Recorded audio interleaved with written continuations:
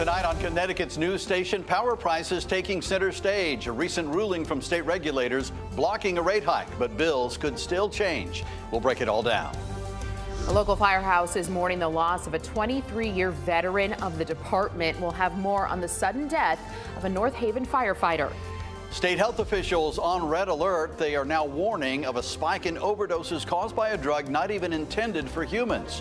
We're unpacking it all ahead. Now at 10, this is Fox 61, Connecticut's news station. And we begin tonight on a victory for some Connecticut homeowners. After months of back and forth, a rate hike has been denied for United Illuminating. Thanks for joining us here at 10. I'm Brent Hart. And I'm Sarah Sanchez. State regulators rule the power company did not give enough evidence to justify the steep rate increase, but that doesn't mean your electric bill will stay stagnant. Fox 61's Jake Garcia is in New Haven tonight with the latest on what could still change. United Illuminating customers will still see an increase on future electric bills, but it won't be as drastic as the ones originally proposed by the company, saving customers hundreds of dollars over the next few years. Thank you. Today's decision has been adopted unanimously. The Connecticut Public Utility Regulatory Authority, or PURA, voted to approve a 2% distribution rate hike for United Illuminating customers. This after the company originally proposed an 8% increase that would have increased customer bills by an average of $200 in the first year out of a 3-year plan. PURA also rejecting all but $23 million out of the original $130 million proposed. At the corporate level, UI came in and said, we need $131 million more dollars.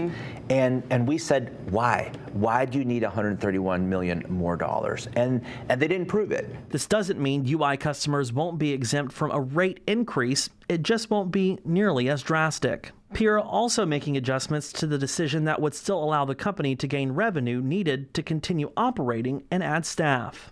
PURA approved an annual $2 million fine to United Illuminating for failure to clean up the old English station in New Haven, which environmental advocates say has created health risks for decades.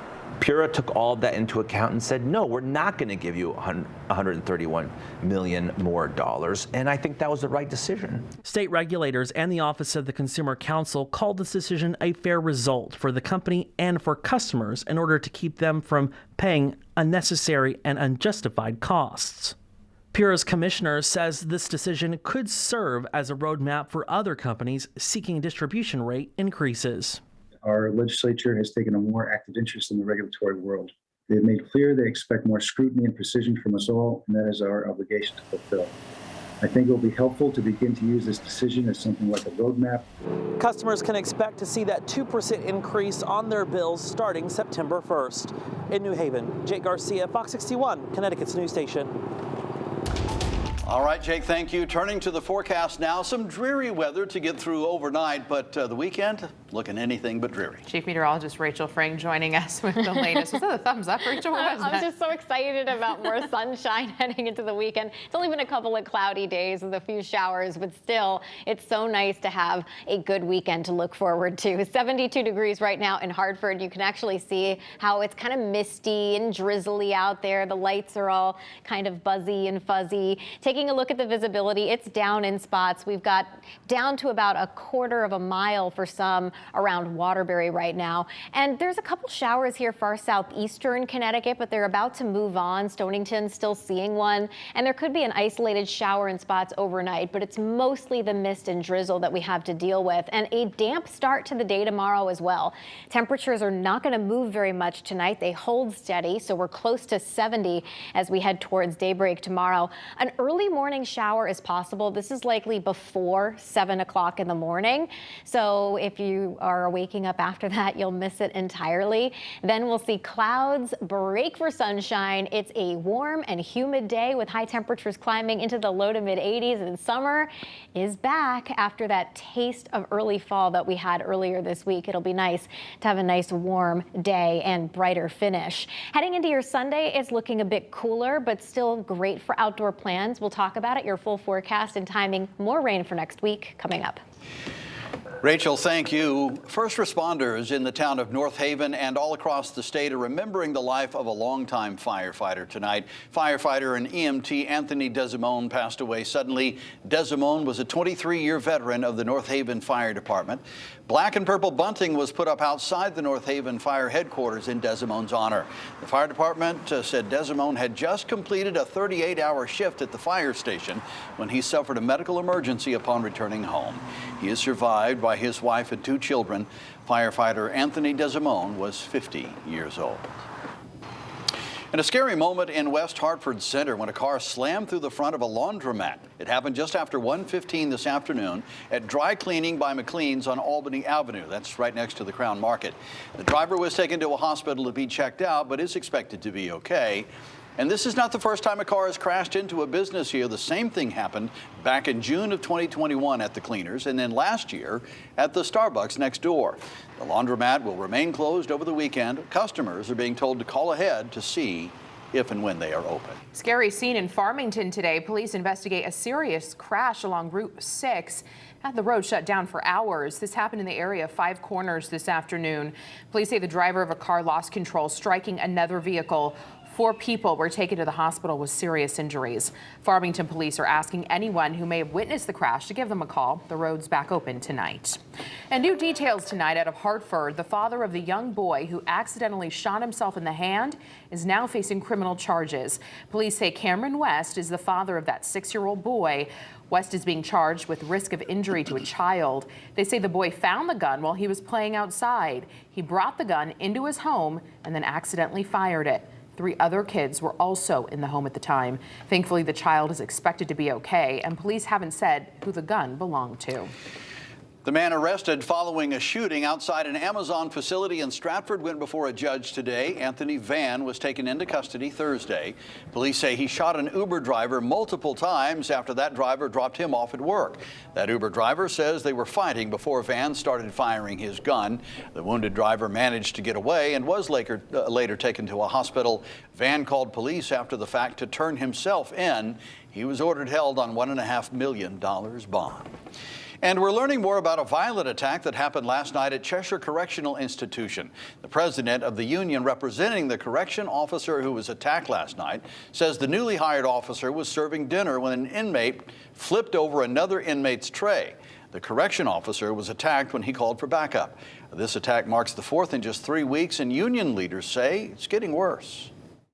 These guys are out now. They're gambling. They're fighting more. They're attacking us more unprovoked. The inmates now know that they can do certain things in the facility and get away with that without serious consequences. The correction officer who was injured is home from the hospital recovering, but he won't be back to work for weeks. Health officials in Connecticut sound the alarm. They say there's a disturbing trend happening across the country. People are overdosing on xylazine, a drug meant to tranquilize large animals. Fox 61's Carmen Chow explains the effect it has on humans. If it can tranquilize an elephant, what it would do to an average-sized human. Xylazine, a drug that can be used as an IV or taken orally, is meant to sedate large animals like horses or elephants. But recently, people are mixing the drug with other opioids.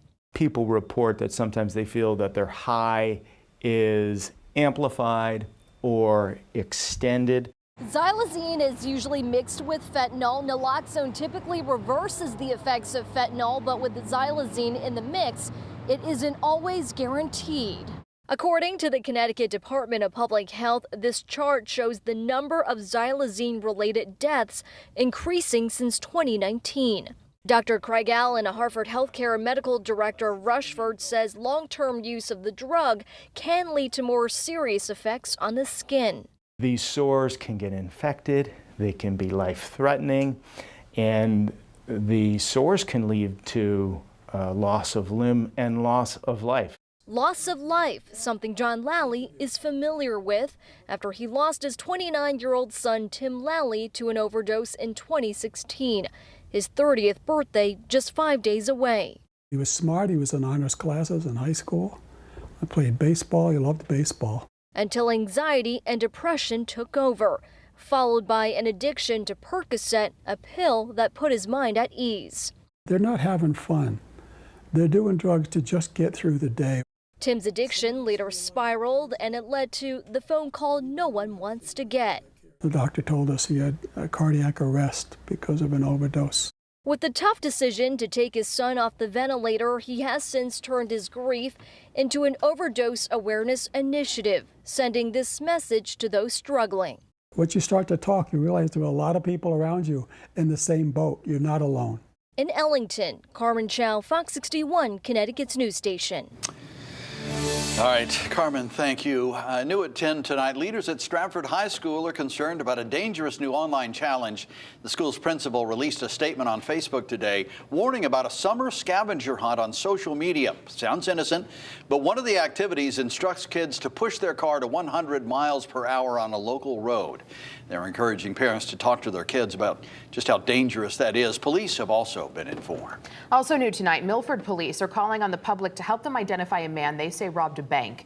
The man shown here on surveillance video is accused of robbing Milford Bank on Bridgeport Avenue around 1 this afternoon. It's not clear how much money he got away with, but police are asking anyone with information to give them a call.